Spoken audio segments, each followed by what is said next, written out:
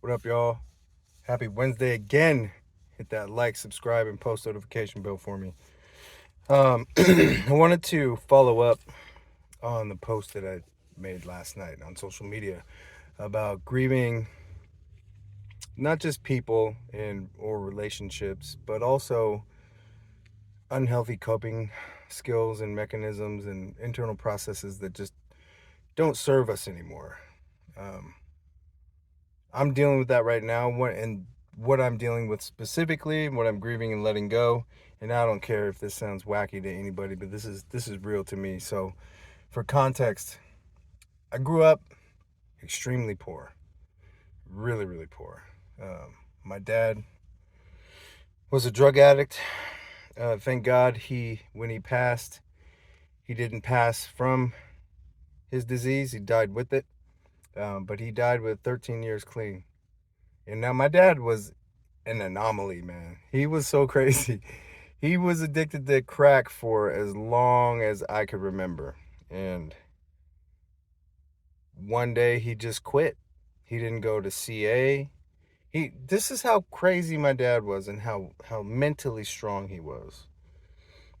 He smoked at least 2 to 3 packs of cigarettes a day my entire childhood. Smoked weed, smoked crack. He quit crack and cigarettes on the same day, cold turkey. Just quit. Didn't go to CA, didn't wear a patch, didn't use the nicotine gum, nothing. Just quit. And didn't pick up either again. From that day forward until the day he died, he didn't touch them. I wish that I had a tenth of of the resolve that man had in that circumstance. But anyway, due to his addiction, it was really difficult for my dad to prioritize things like groceries, clothing, and laundry, and all that kind of stuff. So, and needless to say, we were really hungry. When I was about 9 or 10, I moved in with my mom, stepdad, my brother, and my sister. One thing that we didn't want for in that house was food. And I remember feeling like Willy Wonka when he went to the chocolate factory. And I still remember, and this came to me yesterday after doing some processing, frequently being in awe of like the abundance of food for one, which was typical for most kids my age. Even if they weren't rich, they usually always had food and like snack foods and stuff like that. They didn't they weren't food wasn't a scarcity in their house. So I remember often eating until the point that it hurt, like a lot, all the time. I did that all the time. Um, and looking back on it now, that kind of like resource preservation, kind of like hoarding mentality is typical of people who experience extreme poverty and hunger. Today, how that internal system continues to manifest is with regard to cheat meals. Now, I do understand and I am still a proponent of cheat meals. They're an effective tool when used and structured properly in one's nutrition programming.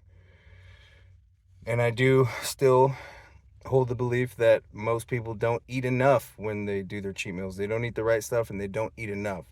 You got to eat big. This is my perspective based on experience and accessing coaching myself. You got to eat big, and there are certain cues that you look for, like sweating, increased heart rate, and stuff like that. These are all things that signal to us, or should signal to us, that we've hit that sweet spot with regard to volume of food.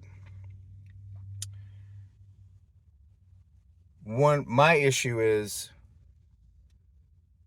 and like many people, that this will go from a cheat meal to a cheat day to a cheat weekend, and then I deal with all of the stuff, the shame, the guilt, you know, regret, kicking myself because one of the things I pride myself on is, you know, being able to remain disciplined. And even if it's structured and I maintain just the meal, I often do eat that cheat meal within that 45-minute window to the point where it's really uncomfortable and it hurts, and we do not need to do that. That's overkill. But for myself, that's just a manifestation or a continued manifestation of an internal system or survival skill or technique, whatever you want to call it, from when I was a kid. So I am letting that stuff go, letting it go. I will still structure cheat meals. However, I need to now at 44 years old realize and like relay this message to my reptilian brain, my animal brain, that we're okay. There's enough food. It's not going to run out. You're not going to die of starvation. These things are okay. I share this with you in hopes of connecting on a more human level, because I completely understand that social media and the highlights that y'all get from my life and others like me who create content like similar to mine, it can seem that all this stuff is easy and that there's never any struggle, and that we don't go through any of the ups and downs. When I'm here to tell you that's complete bullshit. We're human too. We go through all the same things. All the same things. Now, are there varying degrees to which people experience this stuff? Yeah, I would say so. Because not everybody grew up the way I did. And there are people who had it worse than me. But this is my story, this is my experience, and this is what I'm grieving, this is what I'm letting go. Not letting go of the cheat meal, like I said, not letting go of the fun with food because it's a blast, but I'm letting go of that internal messaging that says this is an emergency, crisis, we need all of this and we need it now. So far so good. I feel good, and this is stuff that I'm just sick of carrying around. It's a hindrance. It's an anchor on my legs, and I want to let it go. I want to let it go. So however long it takes, that's part of the new mission. Healing through this, letting go of that trauma from all that food insecurity and instability from when I was a kid. But yeah, that's about it. Phase 2. Check this out. We got bumped out of the #1 spot, y'all. It's all good though, because second place is still good. Second place is still good. Still feeling good about it. Voting closes tomorrow at 7 p.m. I need y'all, please continue with the support. It feels amazing. Let's run it up. It's double vote day, so your free votes count as 2. Get in there, run it up.